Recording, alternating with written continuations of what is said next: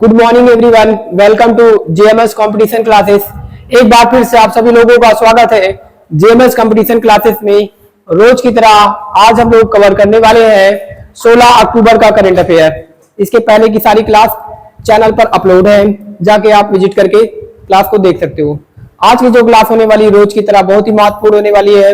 यदि आपने चैनल पे पहली बार विजिट किया है तो चैनल को सब्सक्राइब करो, और अभी यदि आप क्लास को शेयर नहीं करते हो तो अपने दोस्तों तक क्लास को शेयर भी जरूर करो। तो आज की जो क्लास होने वाली है, हम लोग आज पढ़ेंगे 16 अक्टूबर का करंट अफेयर।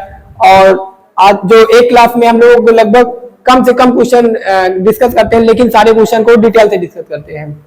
और लास्ट के महीने में हम लोग क्या करेंगे, अक्टूबर महीने का 1 से 2 क्लास में पूरे महीने का हम लोग करंट अफेयर कवर कर लेंगे। ठीक है, तो आज की क्लास को स्टार्ट करते हैं और देखते हैं आज की क्लास का हमारा जो पहला क्वेश्चन है। आपको पता है कि हाल ही में भी कुछ राज्यों में चुनाव हो रहे हैं। तो जो चुनाव हो रहे हैं वो हमारे एग्जाम की दृष्टि से बहुत ही महत्वपूर्ण है। कभी कभी पेपर में वहां की सीटें पूछ लिया जाता है, और कभी कभी वो जो सीएम बनते हैं वहां के वो पूछ लिया जाता है। तो जो भी राज्य में चुनाव हुए हैं उनको पढ़ना हमारे एग्जाम के लिए बहुत ही महत्वपूर्ण है। तो चलिए देखते हैं कि हाल ही में कौन से राज्यों में चुनाव हुआ है और किसकी सरकार बनी है, कौन सीएम बना है, कौन सी पार्टी हारी है, किस लिए हारी है। ये सारी चीजें हम क्या करेंगे, इस क्वेश्चन में डिस्कस करेंगे। तो आपको पता है कि हाल ही में हरियाणा और जम्मू कश्मीर में क्या होता है, चुनाव होता है। ठीक है, चुनाव होता है और वहां की जो 2 पार्टियां, हमारे भारत की 2 पार्टियां हैं, एक है बीजेपी, एक है इंडियन अलायंस जिसे हम लोग बोलते हैं, वो कांग्रेस, और अन्य पार्टियों का क्या है, एक गठबंधन है। ठीक है, तो हरियाणा में तो बाजी मार ले जाता है कौन, बीजेपी। ठीक है, लेकिन जम्मू कश्मीर में बीजेपी हार जाती है। ठीक है, एंड जम्मू कश्मीर में क्या होती है, जम्मू कश्मीर वहां की एक लोकल पार्टी है जिसका नाम है नेशनल कॉन्फ्रेंस। ठीक है, वो क्या करती है, 42 सीटें जीत लेती है। बात करते हैं कि दोनों जगह सीटें कितनी होती हैं, तो आपको याद करने में काफी आसानी होगी। दोनों जगह समान सीटें हैं। कितनी सीटें हैं, 90 सीटें हैं। चलिए देखते हैं ये क्वेश्चन क्या है, फिर इसके बाद ही हम डिस्कस करते हैं कि कैसे चुनाव होता है, राज्य की सरकार कैसे बनती है, और किस आर्टिकल में राज्य के चुनाव के बारे में लिखा गया है। ये सारी चीजों को हम डिस्कस करते हैं। ठीक है, तो ये रहा हमारा क्वेश्चन में क्या लिखा है कि हाल ही में राष्ट्रपति शासन हटाने के लिए आपको पता होना चाहिए कि हमारे संविधान में जो आर्टिकल, कौन सा आर्टिकल है जो राष्ट्रपति शासन, हमारे संविधान का जो आर्टिकल, कौन सा आर्टिकल है जो ये बताता है किसी भी राज्य में यदि वहां की जो सरकार है संवैधानिक या सुचारू रूप से नहीं चल रही है, या फिर वहां पर इंटरनल क्या है, डिस्टर्बेंस है। जैसे जम्मू कश्मीर में क्या है, इंटरनल डिस्टर्बेंस रहती है। ठीक है, एंड वहां पर आतंकवादी हमले वगैरह का डर रहता है, वो हमारे पाकिस्तान से सटा हुआ देश है। ठीक है, तो जो वहां का शासन है केंद्र सरकार अपने हाथ में ली थी। ठीक है, कब से लिया था, जब से 2018 से। ठीक है, 2018 से हमारी केंद्र सरकार ने वहां पर क्या लगाया था, राष्ट्रपति शासन लगा दिया था, ताकि वहां का जो शासन व्यवस्था है वो केंद्र सरकार अपने हाथ में ले ले और सारी चीजों को सुचारू रूप से चलाए, वहां पर शांति बनाए रखे। ठीक है, ये एक राज्य की पुलिस के बस की बात नहीं है, क्योंकि अगर बाहर से अटैक होगा, बाहर इंटरनल अदर कंट्री क्या करेंगे, उसमें आके विस्फोट वगैरह करेंगी, टेररिज्म फैलाएंगी, तो वो कोई राज्य की पुलिस नहीं संभाल सकती। उसके लिए केंद्र की पुलिस भेजा जाता है, केंद्र के पास शासन रहता है, तभी इसे संभाला जा सकता है। ठीक है, तो हमारी केंद्र सरकार ने 2018 से, कब से, 2018 से क्या किया है, वहां पर राष्ट्रपति शासन लगाया हुआ है। ठीक है, राष्ट्रपति शासन लगाया हुआ है। और आपको पता है कि हाल ही में वहां पर क्या होता है, इसी जम्मू कश्मीर में चुनाव की घोषणा होती है। यहाँ पर चुनाव कराए जाते हैं 90 सीटों पर। ठीक है, यहाँ पर अगर पूछा जाए यहाँ की विधानसभा की सीटें कितनी है, यहाँ पर विधानसभा की सीटें कितनी है, तो 90 सीटें हैं। आपको पता होगा वो चाहे यूनियन टेरिटरी हो या फिर पूर्ण राज्य हो, कंप्लीट राज्य हो, सभी जगह क्या होते हैं, विधानमंडल होते हैं। क्या होते हैं, राज्य की संसद होती है, जहां पर राज्य अपना कानून बनाता है। ठीक है, इस राज्य की संसद को हम लोग विधानमंडल बोलते हैं। क्या बोलते हैं, विधानमंडल बोलते हैं। ये क्या होती है, राज्य की संसद होती है, जिसके बारे में आर्टिकल कहां पर लिखा गया है, जिसके बारे में आर्टिकल 168 में लिखा गया। ठीक है, आर्टिकल 168 में लिखा गया है। और देखो, जो राज्य की संसद होती है वहां पर 2 सदन हो सकते हैं। जैसे हमारे केंद्र में 2 सदन होते हैं, आपने पढ़ा होगा, एक लोकसभा होती है, एक राज्यसभा होती है। इसी तरीके से हमारे राज्य में भी 2 सदन होते हैं, लेकिन ये जरूरी नहीं कि सभी राज्यों में, एक जगह होता है विधानसभा और एक जगह होता है विधान परिषद। ठीक है, ये जरूरी नहीं कि सभी राज्यों में हो। यदि वहां की जनसंख्या ज्यादा है, जैसे हमारी यूपी की जनसंख्या ज्यादा है, तो वहां पर 2 सदन हो सकते हैं। ठीक है, यदि कहीं की जनसंख्या कम है, ठीक है, उस राज्य की जनसंख्या कम है, तो वहां पर एक सदन से ही कानून बन जाता है, ठीक है।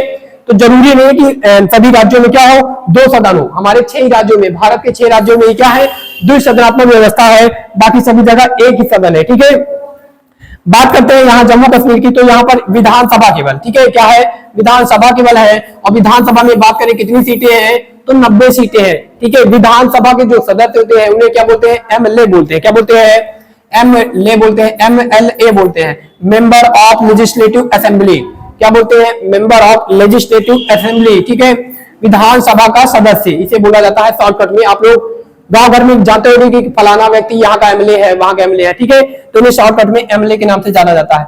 यहाँ पर होता है 90 सीटों पर चुनाव, ठीक है, 90 सीटों पर चुनाव होता है। और इस 90 सीटों में कौन बाजी मारता है, तो वहां की एक लोकल पार्टी है जिसका नाम है नेशनल, क्या नाम है, नेशनल कॉन्फ्रेंस नाम है, नेशनल कॉन्फ्रेंस। ये कितनी सीटें जीत लेती है 90 में से, अच्छा कौन बताएगा कि 90 सीटों में कौन सी पार्टी अगर कितनी सीटें जीत ले तो वो अपनी सरकार बना लेगी, ठीक है। तो आधे से एक अधिक 90 का आधा कितना होगा, 45 होगा, 90 का आधा 45 होगा। और 45 से आप एक सीटें जैसे ज्यादा जीते हो तो आपकी सरकार वहां पर बन जाएगी, ठीक है। लगभग आप कितनी सीटें जीतो, 46 सीटें, ठीक है, 45 तो आधा हो जाएगा और एक सीटें और जीतना पड़ेगा, ठीक है, एक सीटें और जीतना पड़ेगा, तब आपकी सरकार बन जाएगी। इसी तरीके से केंद्र में भी होता है, ठीक है, सभी राज्यों में यही है, आधे से आप एक अधिक सीटें जीत लेते हो तो आपकी सरकार वहां पर बन जाएगी।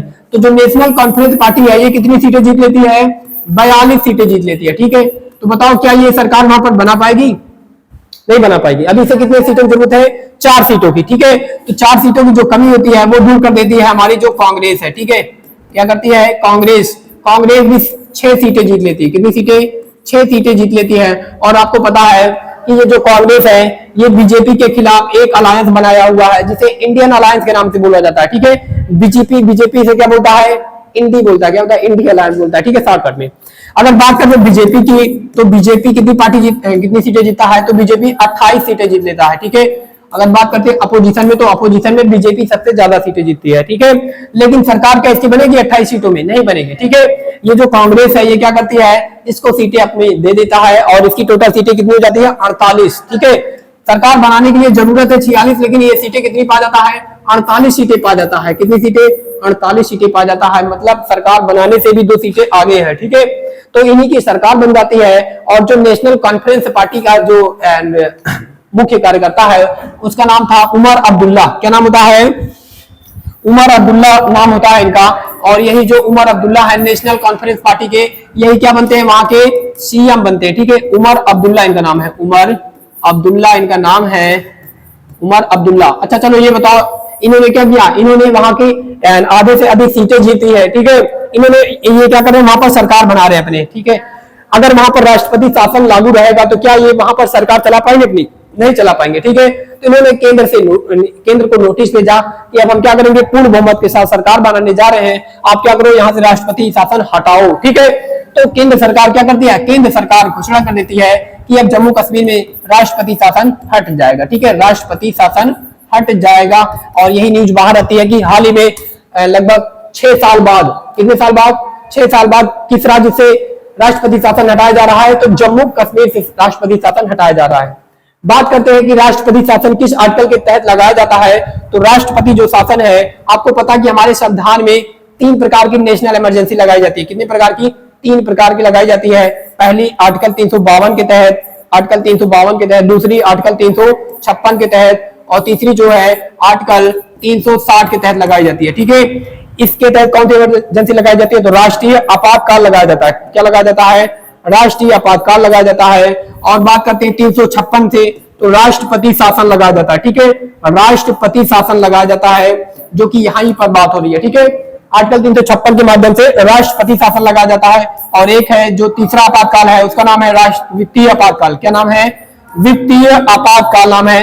ये सारी चीजें आप लोग पॉलिटी में पढ़ोगे, ठीक है, जो पढ़ा है उसे समझ में आ रहा होगा, जो नहीं पढ़ा है उसे समझ में आएगा जब वो पढ़ेगा, ठीक है। तो आर्टिकल 356 के तहत राष्ट्रपति शासन लगाया जाता है। 352 के तहत राष्ट्रीय आपातकाल लगाया जाता है। जब कोई युद्ध वगैरह हो जाता है देश में ना, तो राष्ट्रीय आपातकाल घोषित कर दिया जाता है और पूरे भारत पर केंद्र का शासन हो जाता है, ठीक है। सारी राज्य की सरकारें अपना जो शासन है वो केंद्र के हाथ में दे देती है, ठीक है। चलते हैं नेक्स्ट क्वेश्चन, थोड़ा आगे हम लोग देखते हैं। और एंड आप लोग ये सारी चीजें नोट करते चला करो, ठीक है। एंड मतलब क्लास देखते देखते आप लोग सारी चीजें कॉपी में नोट कर लो, क्योंकि इसमें से कोई भी चीज एग्जाम में पूछी जा सकती है और सारी चीजें आपको पता होनी चाहिए कि कौन सी पार्टी सबसे ज्यादा सीटें जीतती है, किसकी सरकार बनती है, कितनी सीटें हैं, ठीक है, और राज्य में क्या क्या चीजें होती है, कैसे चुनाव होता है, ये सारी चीजें मैंने बताया, ठीक है। और कौन सीएम बनता है इनका भी नाम आप लोग लिख लो, इनका नाम है उमर अब्दुल्ला। क्या नाम है?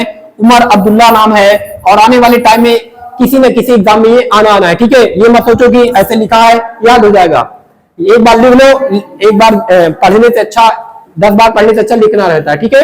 तो लिख लोगे तो हमेशा क्लियर रहेगा। बाकी पीडीएफ में आपको प्रोवाइड कर दिया जाएगा, ठीक है।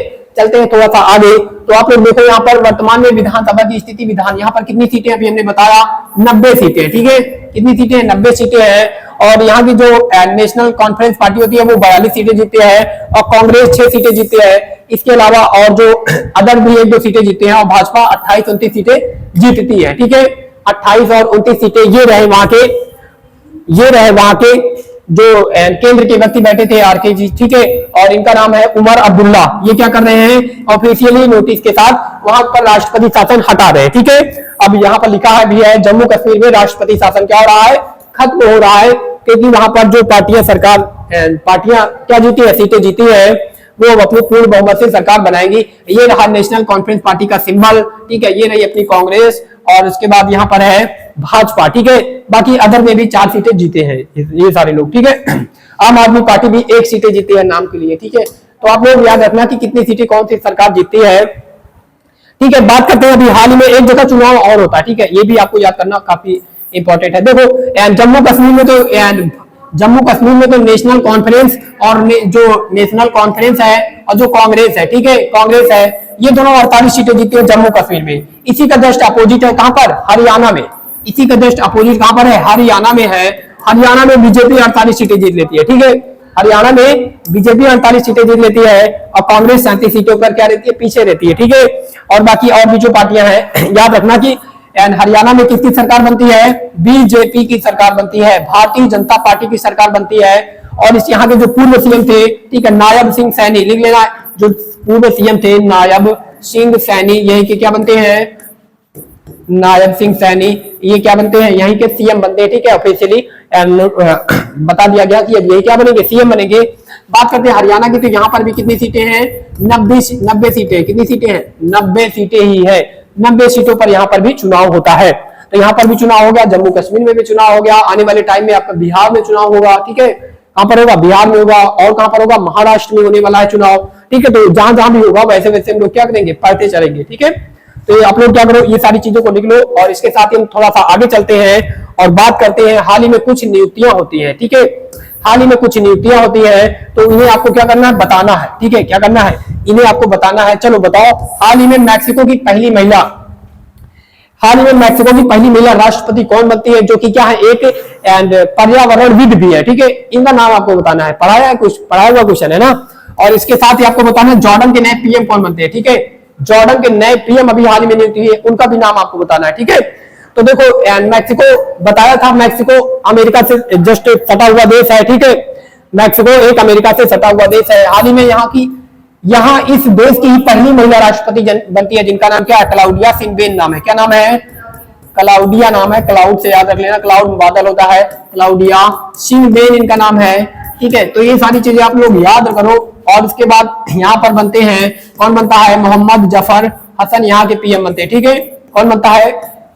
मोहम्मद जफर हसन कहाँ के पीएम बनते हैं? ये बनते हैं जॉर्डन के, ठीक है। जॉर्डन के पीएम बनते हैं। जॉर्डन जो वही जॉर्डन जहां पर क्या है? डेड सी है जहां के पास में। और हाल ही में भारतीय वायुसेना के अगले प्रमुख कौन बनते हैं, ठीक है। अगले जो प्रमुख बनते हैं वो कौन बनते हैं? इनका नाम आपको बताना है। क्या नाम है? अमरप्रीत सिंह नाम इनका। क्या नाम है? अमरप्रीत सिंह नाम है। और इन्होंने किसके स्थान पर इनकी नियुक्ति हुई है?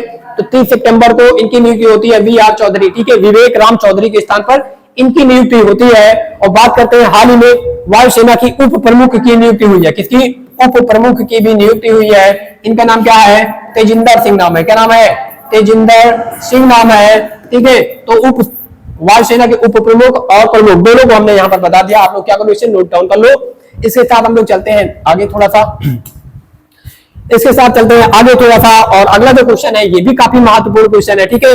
आने वाले टाइम में हम लोग क्या करेंगे, आने वाले टाइम में किसी दिन को हमारी जो कानून मंत्रालय है, किरण रिजिजू के पास जो है, उन्होंने घोषणा किया है कि आने वाले टाइम में हम क्या करेंगे, संविधान गौरव अभियान के रूप में मनाएंगे, ठीक है। आपको बताना है कि किस दिन मनाया जाएगा, आपको उसकी क्या करना है, डेट बताना है, ठीक है। तो यहाँ पर जिस दिन संविधान से संबंधित कुछ अच्छी चीजें हुई होंगी, ठीक है, उसी डेट को क्या किया गया है, इसे डिक्लेयर किया गया कि उस दिन हम क्या मनाएंगे, संविधान गौरव अभियान की तरह मनाएंगे, ठीक है, संविधान गौरव। इसी के साथ आपको यह भी बताना है कि हमारा संविधान हमारा सम्मान, ठीक है, हमारा संविधान हमारा सम्मान, हमारा संविधान हमारा सम्मान अभियान, हमारा सम्मान अभियान, ये किसके द्वारा स्टार्ट किया जाता है, ठीक है। हमारा संविधान हमारा सम्मान, ये किसके द्वारा, ये जो अभियान है ये किसके द्वारा स्टार्ट किया जाता है। और इसके साथ ही आप चलो ये भी बता दो कि हमारे संविधान की जो पहली बैठक होती है कब होती है, ठीक है। हमारे संविधान की पहली बैठक कब होती है, हमारा संविधान बनके कब रेडी होता है और लागू कब कर दिया जाता है, ठीक है। ये सारी चीजें भी आपको बताना है। संविधान हत्या दिवस कब मनाया जाता है। हाल ही में जो बीजेपी है वो क्या करती है, हाल ही में बीजेपी क्या करती है, कांग्रेस के ऊपर आरोप लगाती है कि आपने क्या किया था 1975 में, क्या किया था, संविधान की हत्या किया था। किस लिए, क्योंकि आपने गलत तरीके से नेशनल इमरजेंसी घोषित कर दिया था, ठीक है। तो उसी दिन को, जिस दिन लगाई गई थी नेशनल इमरजेंसी, उसी दिन को बीजेपी क्या कहती है कि हम उस दिन क्या मनाएंगे, संविधान हत्या दिवस के रूप में मनाएंगे, ठीक है। तो वो तारीख है 25 जून, ठीक है, लिख लेना। जितने भी नए दिवस घोषित हो रहे हैं आप लोग इन्हें लिख लेना, संविधान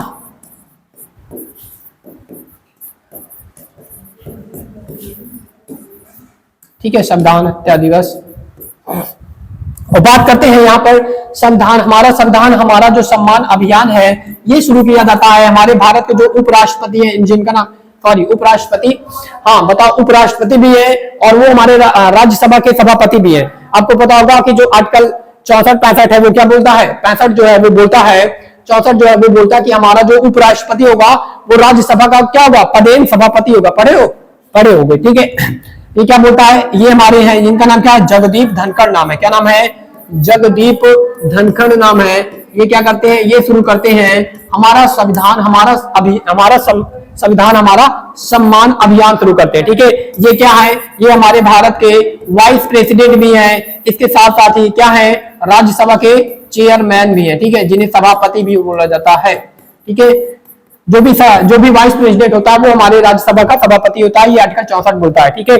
बात करते हैं यहाँ पर 26 जनवरी की। तो ये किस दिन की तारीख, ये जो क्वेश्चन है इसमें क्या पूछा जा रहा है कि संविधान गौरव अभियान ये किस दिन मनाया जाएगा। तो आपको पता कि हमारा जो संविधान है ये कब बन के लागू होता है, 26 नवंबर 1949 को क्या होता है, पूर्ण तरीके से बन के लागू होता है। डेट याद है ना। तो इसी दिन क्या मनाया जाएगा, संविधान गौरव अभियान के रूप में मनाया जाएगा, ठीक है। बात करते हैं 26 जनवरी की। तो 26 जनवरी 1950 को, 26 जनवरी 1950 को इस दिन किस रूप में मनाया जाता है, गणतंत्र दिवस के रूप में मनाया जाता है, ये सभी को पता है। और बात करते हैं 9 दिसंबर की। तो आपको पता है कि जो संविधान की बैठकें होती है, ठीक है, जो संविधान की बैठकें होती हैं ये कब होती है, 3 दिन होती है। कितनी दिन होती है, 3 दिन होती है। एक 9 दिसंबर 1946 को होती है, ठीक है, और एक 11 दिसंबर 1946 को होती है, और एक कब होती है, 13 दिसंबर 1946 को होती है। ये हमारी संविधान की क्या है, तीनों बैठकें हैं, ठीक है। ये फर्स्ट बैठक है और ये क्या है, ये सेकेंड बैठक है, और ये क्या है, ये जो तीसरी है ये तीसरी बैठक है, ठीक है। पहली बैठक में क्या होता है, अस्थायी अध्यक्ष चुना जाता है, दूसरी बैठक में स्थायी अध्यक्ष चुना जाता है, तीसरी बैठक में क्या होता है, उद्देश्य प्रस्ताव लाया जाता है पंडित जवाहरलाल नेहरू जी के द्वारा, और वो उद्देश्य प्रस्ताव का पास होता है 22 जनवरी 1947 को होता है। तो ये तीनों डेट आपको पता होना चाहिए, ठीक है। बाकी आप लोग जानते हो 26 नवंबर को क्या होता है, हमारा संविधान बन के रेडी होता है। इसी दिन को हमारी जो कानून मंत्रालय है उनके पास है, ये है आपके किरण रिजिजू जी के पास है। इन्होंने बोला कि संविधान की उस टाइम क्या मनाया जाएगा, 75वीं वर्षगांठ मनाया जाएगा, ठीक है, 75वीं वर्षगांठ मनाया जाएगा। और इसी दिन को हम लोग क्या करेंगे, इसी दिन हम लोग संविधान गौरव के रूप में मनाएंगे, ठीक है। और आपको पता है कि 1949 को अभी हमने बताया कि 26 नवंबर 1949 को ये हमारे किरण रिजिजू जी, ठीक है, जिनके पास कौन सा मंत्रालय है, जिनके पास कौन सा मंत्रालय है, कानून मंत्रालय है, ठीक है, कानून मंत्रालय के पास है। चलो यहाँ पर मैंने कुछ पॉइंट लिखा है, आपको इसका बताना है। हाल ही में हमारा संविधान हमारा सम्मान, अभी हमने बताया कौन शुरू किया है, जगदीप धनखड़ जी, ठीक है। जब जगदीप धनखड़ जी, अगर कोई क्लास अच्छे से लेगा ना तो उसे रिवीजन करने की जरूरत नहीं है, क्योंकि यहीं पर हम क्या कर रहे हैं, सारी चीजें रिवीजन भी करा दे रहे हैं, ठीक है। किस मंत्रालय के द्वारा क्लीन द बीच अभियान शुरू किया गया है, बताओ आप लोग। गृह मंत्रालय के द्वारा, विदेश मंत्रालय के द्वारा, या फिर सहकारिता मंत्रालय के द्वारा, या फिर पर्यावरण मंत्रालय के द्वारा? किसके द्वारा शुरू किया गया है? पर्यावरण मंत्रालय के द्वारा शुरू किया गया है, ठीक है। पर्यावरण मंत्रालय के द्वारा शुरू किया गया। कहां पर शुरू किया गया है? मुंबई में, ठीक है। मुंबई में शुरू किया गया है। पर्यावरण मंत्री कौन है? भूपेंद्र पटेल। कौन है? भूपेंद्र पटेल जी हैं। इन्हीं के द्वारा क्लीन द बीच अभियान शुरू किया गया है। क्लीन शब्द आ रहा है, इसका मतलब साफ सफाई की बात हो रही है, ठीक है। बात करते हैं कि हाल ही में राष्ट्रपति द्रौपदी मुर्मू अफ्रीका के किस देशों में जा रही है यात्रा करने के लिए, ठीक है। आपको बताया था एक दिन पहले, 15 कहां पर जा रही है? अफ्रीका के कुछ देशों में यात्रा करने के लिए जा रही है। भारत और उन देशों के बीच में क्या करने के लिए? हाँ, व्यापार को बढ़ावा देने के लिए, ठीक है। एंड व्यापार को बढ़ावा देने के लिए क्या कर रही है? अफ्रीका के देशों का घूमने जा रही है, ठीक है। वहां पर विजिट करने जा रही है, आपको देश बताना है, ठीक है। वो अफ्रीका के सबसे बड़े देश भी है, इनका नाम क्या है? अल्जीरिया नाम है, मलावी नाम है, और क्या नाम है? मॉरिटानिया नाम है, ठीक है। मॉरिटानिया नाम है। तो इन्हीं तीनों देशों में क्या करने जा रही है हमारी राष्ट्रपति जी? जा रही है, ठीक है। 15 से 19 तारीख के बीच, 16 से 19 तारीख के बीच में जा रही है, ठीक है। अक्टूबर की बात कर रहे हैं, अभी गई नहीं है, मतलब अब यहाँ से निकल चुकी होंगी कल, ठीक है। अभी जाएंगे वहां 3 दिनों, तो क्या करेंगे? बढ़िया एग्रीमेंट करेंगे, और उसके साथ साथ भारत फिर क्या करेगा? वहां पर अच्छे से इन्वेस्टमेंट करेगा, सामान बेचेगा, पैसे फिर आएगा भारत, ठीक है। पैसा फिर अच्छे से पैसा भारत आएगा। तो इसी के लिए जा रही है राष्ट्रपति, अब की घूमने पहली बार जा रही है, ठीक है। और ये भारत की पहली महिला राष्ट्रपति होंगी जो कि जा रही है, ठीक है। बात करते हैं अगले क्वेश्चन की, ठीक है। तो जो अगला क्वेश्चन है हमारा, वो भी बहुत ही महत्वपूर्ण क्वेश्चन है। यहाँ पर एक टर्म आ रहा है यूनिसेफ। क्वेश्चन में क्या लिखा है कि भारत यूनिसेफ को पोषण और स्वास्थ्य सहायता प्रदान करने वाला कौन सा सबसे बड़ा आपूर्तिकर्ता देश बना है, ठीक है। कौन सा? देखो, यूपीपी का भी हाल में एग्जाम होता है कि नहीं होता है? यूपीपी का हाल ही में एग्जाम होता है, तो वहां पर यूनाइटेड नेशन का कभी तो यूनेस्को आ जाता था, ठीक है, कभी यूनिसेफ आ जाता था। इसके बारे में टर्म पूछता था कि इसका क्या उद्देश्य है, किस लिए बनाया गया है। 4 ऑप्शन में आपको दे दिया जाता था ऑप्शन, और बताना पड़ता था इसे किस लिए बनाया गया है। पर्यावरण के लिए बनाया गया है, कि बीमारी को दूर करने के लिए बनाया गया है, कि किस लिए बनाया गया है। तो जब इसके बारे में आप जानते रहोगे, अच्छे से पढ़े रहोगे, तो इससे संबंधित कोई भी जानकारी पूछे आप आसानी से बता दोगे, ठीक है।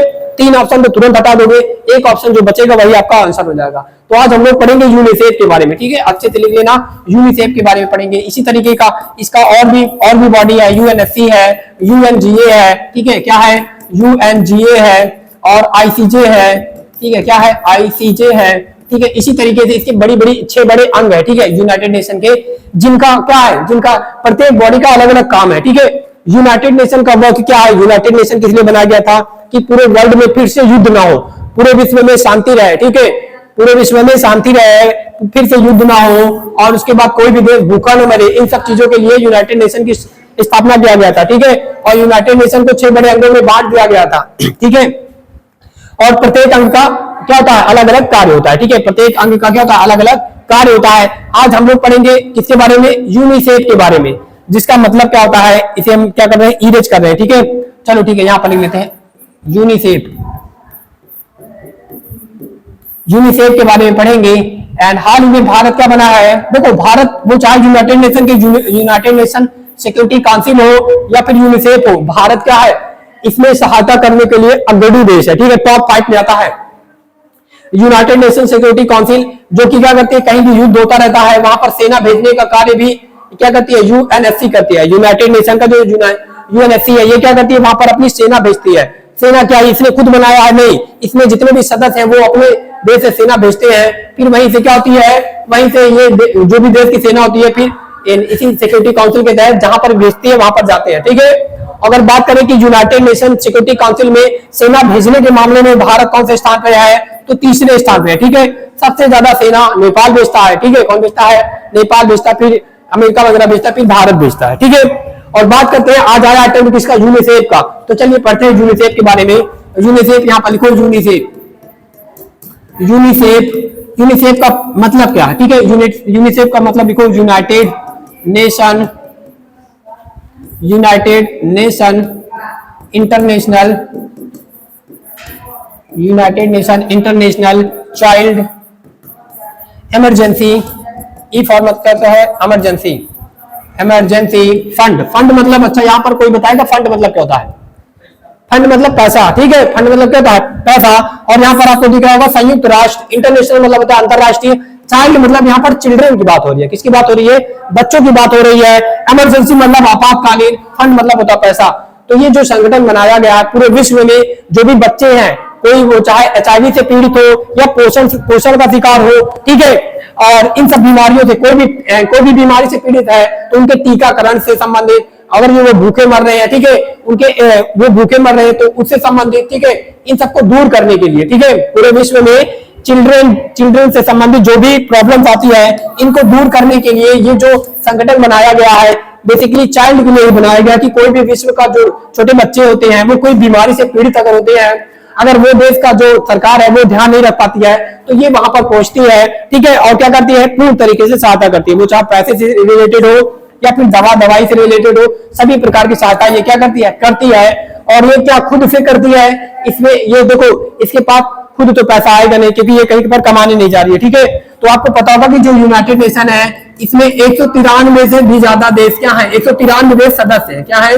193 देश सदस्य हैं। और ये जो बॉडी है किसकी है? यूनाइटेड नेशन की बॉडी है, ठीक है, यूनाइटेड नेशन की बॉडी है। तो 193 जो देश सदस्य हैं यही क्या करते हैं? मदद करते हैं। जैसे आप लोग नवरात्र वगैरह में मूर्ति सजाते हो तो अकेले थोड़ी करते हो, है ना, पूरे गांव से चंदा लेते हो। इसी तरीके से ये भी क्या करते हैं? चंदा लेते हैं। देश खुद देते हैं चंदा ताकि उनका नाम हो, जो ज्यादा देगा उसका ज्यादा नाम होगा। तो भारत भी क्या बन गया है? थर्ड लार्जेस्ट कंट्री बन गया है, जो क्या करता है? यूनिसेफ में मदद करता है, ठीक है, यूनिसेफ में स्वास्थ्य संबंधी मदद करता है। क्या देता है? टीके बेचता है और दवाइयां बेचता है, पैसे भी देता है, ठीक है। तो कौन से नंबर का बन गया है? तीसरा सबसे बड़ा देश बन गया है, ठीक है। पहला तो आपको सभी को पता होगा अमेरिका रहता है, ठीक है। तो तीसरा सबसे बड़ा देश कौन बन गया है? भारत बन गया है। अब बात करते हैं इसके हेडक्वार्टर के लिए ना, यूनाइटेड नेशन के अधिकांश जो बॉडी है उसका जो हेडक्वार्टर है USA में ही है, ठीक है। कहां पर है? USA में ही है, ठीक है। लिख लेना इसकी स्थापना की, तो इसकी स्थापना किया गया था। देखो ये सब फैक्चुअल चीजें हैं, ये सब एग्जाम में भले ना पूछी जाए लेकिन इसके बारे में जरूर पूछा जाएगा, ठीक है। यूपीपी के एग्जाम में ये सब कुछ भी नहीं पूछा गया, स्थापना हेडक्वार्टर कुछ भी, ठीक है। इसके बारे में पूछ लिया कि इसका काम क्या है, ठीक है। चलो ठीक है, चलते नेक्स्ट क्वेश्चन की ओर आज, ठीक है। तो अभी हमने बताया कि जो संयुक्त राष्ट्र बाल कोष है यूनिसेफ है, इसका काम क्या है? बच्चों के लिए स्वास्थ्य और पोषण सहायता प्रदान करने वाला संगठन है, ठीक है। बच्चों के स्वास्थ्य से संबंधित क्या है? एंड ये सहायता प्रदान करता है। ये देखो यूनाइटेड नेशन, यहाँ पर इसका सिंबल बना है, यहाँ पर कुछ लड़के दिख रहे हैं, एक लड़का दिख रहा होगा, ठीक है, और दिख रहा होगा यहाँ पर देखो ये यूनिसेफ का क्या सिंबल है। कभी कभी आपको रोड पे गाड़ियां इसकी दिख जाएंगी, ठीक है, गाड़ियों के बगल में क्या लगा रहता है? इसे इसका सिंबल लगा रहता है, ठीक है। तो बात करते हैं इसके, तो न्यूयॉर्क में इसकी क्या है? न्यूयॉर्क में इसका हेडक्वार्टर है और स्थापना 1946 में होती है, ठीक है। चलते हैं अगले क्वेश्चन की ओर, तो यहां पर हम कुछ चीजें ऐड किए थे, आप लोग देख लेना, ठीक है। चलो ठीक है, चलते हैं नेक्स्ट क्वेश्चन की ओर। और हमारा जो नेक्स्ट क्वेश्चन है, हाल ही में एक नया वर्ल्ड रिकॉर्ड बनता है, ठीक है। हाल ही में एक नया वर्ल्ड रिकॉर्ड बनता है। क्या बनता है? कि हाल ही में एक 18 वर्ष की, ठीक है, एक व्यक्ति है जिनका नाम आपको बताना है। ये विश्व की 8000 विश्व के बहुत सारे पर्वत श्रेणियां हैं जो कि 8000 मीटर से अधिक ऊंची है, ठीक है।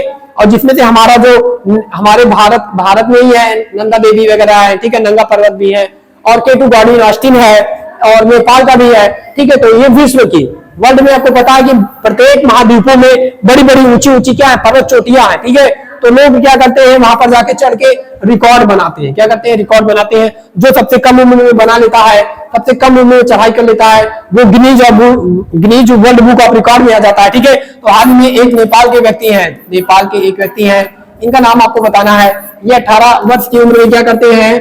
18 वर्ष की उम्र में विश्व की 8000 मीटर से अधिक ऊंची सभी जो 14 चोटियां, ठीक है, वो जहां अफ्रीका की किलिमंजारो हो या दक्षिण अमेरिका की माउंट एकांगुआ हो, ठीक है, सारी चोटियों को क्या करते हैं? फतह करके एक रिकॉर्ड बना देते हैं। उनका नाम आपको बताना है, ठीक है, उनका नाम बताना है क्योंकि इन्होंने वर्ल्ड रिकॉर्ड बना दिया है, ठीक है। तो देखो ये नेपाल की व्यक्ति है, इनका नाम है नीमा रिंजी शेरपा। क्या नाम है? नीमा रिंजी शेरपा नाम है। और ये कहाँ के हैं? नेपाल के हैं। ठीक है, इन्होंने 18 वर्ष की आयु में विश्व की 14 बड़ी ऊंची चोटियों को क्या कर दिया, फतह मतलब होता है चढ़ के रिकॉर्ड बना दिया। ठीक है, आज तक ये काम कोई भी नहीं कर पाया है। चलो थोड़ा सा बात करते हैं। तो विश्व की जो सबसे ऊंची चोटी है वो खुद कहां पर है? विश्व की जो सबसे बड़ी ऊंची चोटी है, सबसे ऊंची चोटी, विश्व की सबसे ऊंची जो चोटी है उसका नाम ही क्या है? उसका नाम क्या है?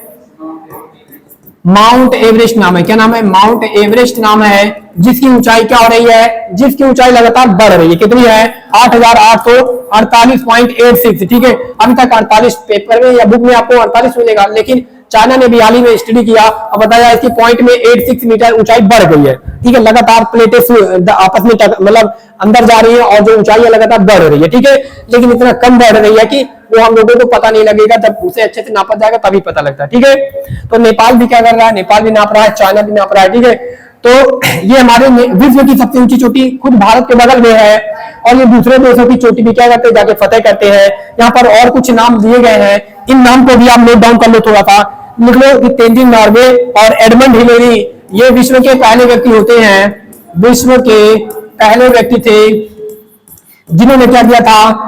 जिन्होंने पहले व्यक्ति थे जिन्होंने क्या किया था?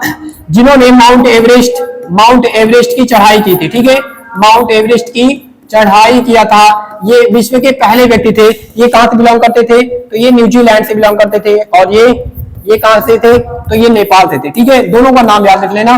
ठीक है, दोनों का नाम याद रख लेना। हमारे यहाँ की जो पहली महिला थी उनका नाम बछेंद्री पाल था। ठीक है, वो सभी लोग आप लोग जानते हो। एडमंड हिलेरी न्यूजीलैंड का था। ये जो हमारा माउंट एवरेस्ट है इसको पता करने वाला विश्व का पहला व्यक्ति था, और तेंजिन जो नॉर्गे था वो नेपाल का था। ठीक है, दोनों ने क्या किया था? दोनों ने विश्व में पहली बार विश्व की सबसे ऊंची चोटी को फतेह किया था। यहाँ पर एक नाम और लिखा, जिया रॉय, लिख लेना, यह सबसे कम उम्र की महिला है। ठीक है, सबसे कम उम्र की महिला है जिन्होंने सबसे कम उम्र की महिला है जिन्होंने क्या किया है? जिन्होंने इंग्लिश चैनल, ठीक है, जिन्होंने इंग्लिश चैनल को पार किया। ठीक है, इंग्लिश चैनल को पार किया है, इंग्लिश चैनल को क्या किया है? पार किया है, और सबसे कम उम्र की महिला बन गई है। इनका नाम है जिया रॉय। ठीक है, क्या नाम है? जिया रॉय। इसके साथ हम लोग चलते हैं नेक्स्ट क्वेश्चन की ओर। आप लोग इसे क्या करो, ये सारी डिटेल को लिख लो, और इसके साथ हम लोग चलते हैं नेक्स्ट क्वेश्चन की ओर। और आज का हमारा जो नेक्स्ट क्वेश्चन है, अभी हमने बताया कि इन्होंने ये 18 वर्ष के और कहां के हैं? ये है नेपाल के। ठीक है, कहां के हैं? नेपाल के हैं। बाकी सारी चीजें हमने बता दिया है, और पीडीएफ में ऑलरेडी प्रोवाइड है, कर सकते हो। ये यहाँ पर फोटो वगैरह शूट करा रहे हैं, देख सकते हो उनका। ठीक है, कहां से बिलोंग करते हैं? नेपाल से। यहाँ पर लिखा है कुछ इंपॉर्टेंट पॉइंट जिसमें से आपको बताना है। ठीक है, आपको बताना है कि विश्व की सबसे ऊंची चोटी कौन सी है। ठीक है, अभी हमने बताया माउंट एवरेस्ट है। ठीक है, कहां पर है? नेपाल में है, और नेपाल में इसे सागर माथा के नाम से भी जाना जाता है, सागर माथा के नाम से भी जाना जाता है। कहां पर? नेपाल में। ठीक है, और बात करते हैं भारत की सबसे ऊंची चोटी क्या है। तो हमने बताया था इसे केटू बोला जाता है या गॉडविन ऑस्टिन बोला जाता है। ठीक है, क्या बोला जाता है? गॉडविन ऑस्टिन बोला जाता है। ये भारत की क्या है? भारत की सबसे ऊंची चोटी है। और बात करते हैं माउंट जो एकांगुआ है, ये किस महाद्वीप की सबसे ऊंची चोटी है? तो दक्षिण अमेरिका की। कहां की है? दक्षिण अमेरिका की सबसे ऊंची चोटी है। ठीक है, माउंट एकांगुआ, जो कि किस पर्वत श्रेणी पर है? तो ये है एंडीज पर्वत श्रेणी पर। और अफ्रीका महाद्वीप की अगर बात करते हैं तो ये माउंट किलिमंजारो इसका नाम है। क्या नाम है? Mount Kilimanjaro. ये अफ्रीका की सबसे ऊंची चोटी है। ठीक है, माउंट किलिमंजारो इसका नाम है। यहाँ पर किलिमंजारो एक ज्वालामुखी भी है। ठीक है, तो ये सारी चीजें आप लोग नोट डाउन कर लो। इसके साथ हमारा जो नेक्स्ट क्वेश्चन है, तो ये सारे क्वेश्चन मैंने ऑलरेडी पढ़ाया था। ठीक है, आपको बताना है 13वीं जो महारत्न कंपनी थी कौन बनी थी, ये नाम हमने पढ़ाया था। ठीक है, और हाल ही में आपको ये भी पढ़ाया था कि भारत में कुल कितनी नवरत्न कंपनियां। तो देखो, भारत में जो हमारा वित्त मंत्रालय है, भारत में जो वित्त मंत्रालय है, जो कंपनियां होती हैं इनके टर्नओवर के हिसाब से। ठीक है, यदि 25 से 15 करोड़ के बीच में टर्नओवर है, 1000 करोड़ का, ठीक है, 25 से 15,000 करोड़ के बीच में टर्नओवर है, तो जो हमारी भारत का वित्त मंत्रालय है वो कंपनी को क्या करता है? महारत्न कंपनी का दर्जा देता है। ठीक है, और यदि यही 15 से 10 करोड़ के बीच में है, 1000 करोड़ के बीच में है, तो उसे नवरत्न कंपनी का दर्जा दिया जाता है। और यही 10 से 5,000 करोड़ के बीच का टर्नओवर होता है तो उसे मिनी रत्न कंपनी का दर्जा दिया जाता है। ठीक है, तो लिख लो, भारत में टोटल लगभग 24 नवरत्न कंपनियां हैं, और लगभग 73 क्या है? 73 आपकी क्या है? मिनी रत्न कंपनियां हैं और 13 अभी तक थी आपकी महारत्न कंपनियां। हाल ही में एक कंपनी है जिसका नाम है हिंदुस्तान एरोनॉटिक्स लिमिटेड, ठीक है, हिंदुस्तान एरोनॉटिक्स लिमिटेड, जो भारत के लिए क्या करती है, जैसे डीआरडीओ काम करता है, क्या करता है, विभिन्न प्रकार के वेपन बनाता है, इसी तरीके से ये भी भारत के लिए, भारत के वो डिफेंस के लिए हो या भारत सरकार के लिए हो या पूरे भारत के लिए हो, विभिन्न प्रकार के मिसाइल, एरोप्लेन, ठीक है, ड्रोन, इन सारी चीजों का क्या करता है, निर्माण करता है, ठीक है। इसे हाल ही में क्या कर दिया गया है, इसे हाल ही में महारत्न कंपनी का दर्जा दे दिया गया। लिख लो, ये 14वीं कंपनी है। कौन सी है? 14वीं कंपनी है। इसका नाम है हिंदुस्तान, क्या नाम है, हिंदुस्तान एरोनॉटिक्स लिमिटेड, ठीक है, हिंदुस्तान एरोनॉटिक्स लिमिटेड। इसका क्या है, एलटीडी लिख लो इसे, एलटीडी। और ये क्या करती है, अभी हमने बताया, ये क्या बन गई है, 14वीं बन गई है। 13वीं कंपनी का आपको नाम बताना है कि 13वीं महारत्न कंपनी कौन थी, ठीक है। तो आपको पढ़ाया गया था एक REC नाम से, रूरल इलेक्ट्रिफिकेशन कॉर्पोरेशन लिमिटेड, ठीक है। ये क्या है, ये आपकी 13वीं महारत्न कंपनी है, ठीक है। तो ये सारी डिटेल को आप लोग लिख लो।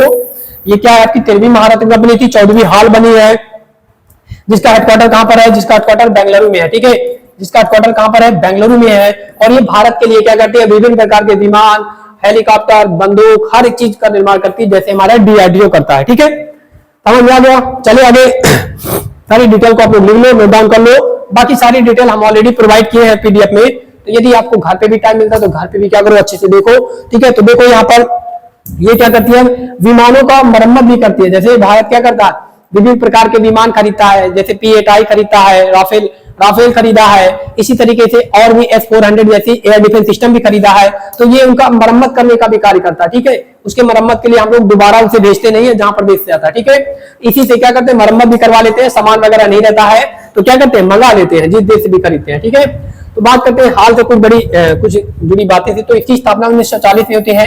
ये सारी फैक्चुअल चीजें हैं, ठीक है, याद कर पाओ तो कर लो, नहीं कोई दिक्कत नहीं है। देखो ये सारी चीजें क्या बनाती है, अभी हमने बताया, ये क्या करती है, भारत सरकार के लिए, भारतीय सेना के लिए विभिन्न प्रकार के वेपन्स या फिर इक्विपमेंट का निर्माण करती है। और ये लिस्ट पूरी आपके किसकी लिस्ट है, ये हमारे भारत में जितनी भी महारत्न कंपनियां हैं उनकी लिस्ट है। जैसे भेल है, डेल है, OICL है, ठीक है, और उसके बाद PFC है, ये सब क्या है, ये सब आपकी महारत्न कंपनियां हैं, ठीक है। HPCL है। और ये आपकी जो 13वीं बनी है उसका नाम है REC, ग्रामीण विद्युतीकरण निगम लिमिटेड, ठीक है, रूरल इलेक्ट्रिफिकेशन कॉर्पोरेशन लिमिटेड। ये क्या है, आपकी 13वीं है। और हमने ये भी बताया कि अभी हमारे भारत में कुल कितनी नवरत्न कंपनियां हैं, 24, ठीक है।